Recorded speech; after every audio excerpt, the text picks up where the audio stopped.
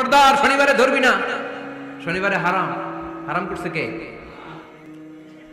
আকাবা উপসাগরের তীরে বসে দাউদ আলাইহিস সালাম জাবুর কিতাব তেলাওয়াত করতেন। ওনার কণ্ঠের সুরের ঝংকার এত মধুর ছিল, সাগরের মাছগুলো প্রতি শনিবারে উনি আকাবা উপসাগরের পাশে যখন জাবুরের কিতাব তেলাওয়াত করতেন, সাগরের মাছগুলো সাগর রেখে দিয়ে ডাঙায় চলে আসতো।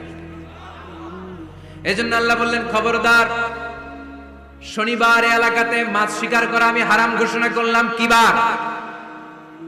এবার দাউদ আলাইহিস সালামের কওমের লোকেরা কৌশল করা আরম্ভ করে দিল। তারা বলল, আল্লাহ বলছে শনিবারে মাছ ধরা হারাম, খবরদার আমরা মাছ ধরবো না, তবে শনিবার আমরা বেড়া দিয়ে রাখবো।